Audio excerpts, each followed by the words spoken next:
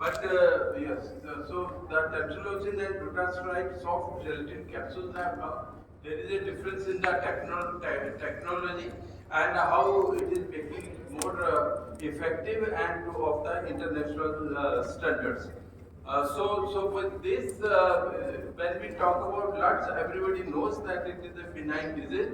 There are different causes of BPH, which is a progressive disease. It is a progression of the disease which is more important, and how we can halt the progression. What is symptoms and what is progression.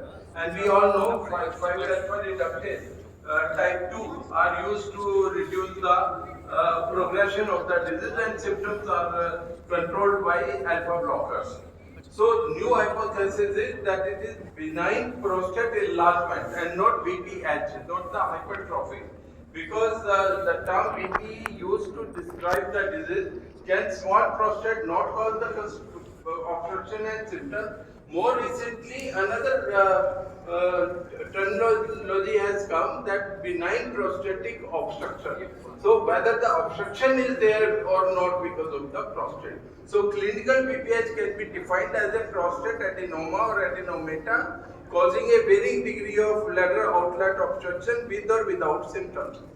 So BPH and relation, we all know at different ages, more than right side of the cartoon you see, with the age it is increasing, ever increasing. After 50 it starts. Symptom is what the patient are worrying about, bothersome, and obstruction is what the urologist should be concerned about. So LUTs affect 30% of the men older than 55 years, and is also due to non-prostatic causes. Number of causes are given, therefore it is a syndrome. The lower urinary tract syndrome or symptoms which we define, we don't call it at BPH. So it is with the bladder outlet obstruction also, or detrusor response also. The detrusor is also causing the problem, and it is a combined disease of the lower urinary tract, and lower urinary tract symptoms are enhanced or they are worsened by polyuria. The diagnosis algorithm, we all know, initial evaluation we do, then obligatory evaluation is there, like history taking and physical examination, like digital rectal examination, and also option evaluations are there when they are indicated, that is PSA. PSA is also progressive disease, and it depends on many factors, and if it is increasing at what velocity it is increasing, sometimes that is also to be taken into account. But ultimately, residual urine pressure flow studies, ultrasound and endoscopy of the lower urinary tract, all are important. So when the evidence is there of bladder outlet obstruction, we discuss the treatment options with the patient, and a pharmacotherapy or surgery is done, and this is the algorithm of the male lower urinary tract symptom. So, distal rectal examination, size, surface, consistency, rectal mucosa, median circle, or any mass or anal tone or upper limit of the prostate, these all are the important factors to assess the size, and distal rectal examination is very important. Tests done during the initial workup are most frequently use the test during initial workup of the LUTs when distal rectal examination reveals no abnormality other than the BPH.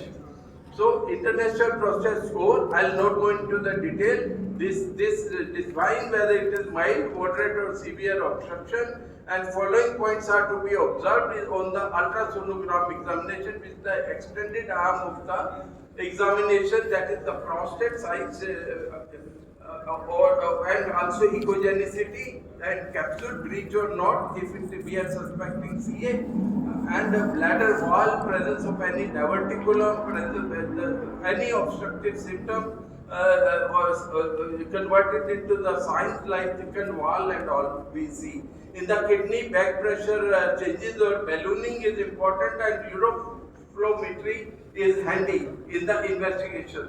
And Qmax and Q average, along with voiding time and voiding value, are important. Pattern is also important. Sometimes there intermittency.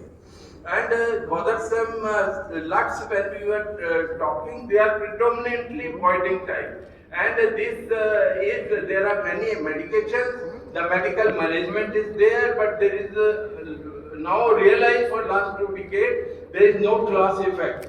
It is all alpha blockers are behaving differently, like from tamsulosin, alfuzosin, doxazosin and flomexta. The study started with doxazosin, but because of the side effects, the cardiac events, it was dropped. And without even trials, we had added at that time the other alpha blockers, and those alpha blockers, if they are uroselective, we go up to tamsulosin. Why I am insisting on that? Because now silodosin has also come, but that will cause the disorders of ejaculation in 20 times than the tamsulosin even. So, which alpha blocker is to be used? That is important, and how to continue for the treatment and when to refer when absolute indications are there for surgery and the urologist role comes. And non-selective alpha blockers I have just mentioned, and selective alpha blockers can be there, tamsulosin or advanced is silodosin or uroselective. So, but tamsulosin we all know is the most widely used, and tamsulosin have many formulations. Now this is the point of technique, that we are putting the pellet technology in this. It is different from the other formulations of the other brands, and there is a, you see from left to right in this cartoon, there is spraying, then there is rolling, then drying, solidifying, and pellet is with the drug coat layer, and ultimately multi-layer pellet is prepared, and this is put in the capsule, and the dutasteride is in the form of the gel, and these are the international brands, and with this tamsulation pellets form a standard formulation in fixed dose combination. In DCGI, we all know that now no combo packs are allowed, and we are removing all the combo packs. I am the DCGI member, and now clear indications are there that FDC preparation should be fixed dose combinations and not the combo packs which were earlier being marketed. So pellet technology is now with you. This is Highglance is one of the few companies in India who have pellets manufacturing facility in house, and products are backed by bioequivalence studies. These studies have been approved by the Drug Controller General of India, and bioequivalence supported tamsulosin comparisons are there. You see in the bioequivalence studies the Tempil, which is the tablet which is manufactured here, and Omnic is the international brand. Absolutely same curves you can see in this. And when taken on empty stomach, bioavailability increased by 30%, and Cmax increased by 40 to 70%.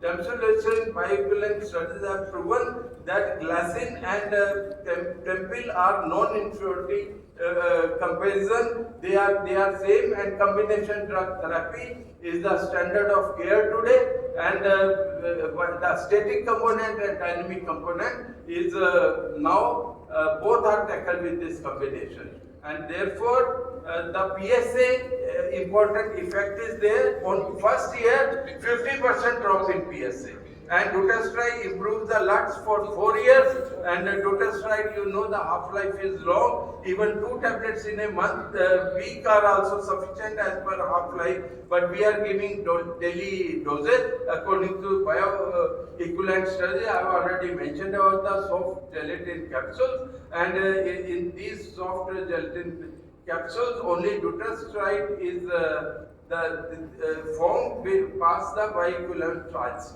So in this FDC, we are bringing up on this combination, and Highglance in India has now come with the Tempil B tablets, which are showing. This is the summarized presentation of what all I presented to you, and with this EAU, AUA and NICE guidelines all are recommending combination therapy, especially when more than 25 gram of the prostate size is there. So this is now in the market. Thank you very much.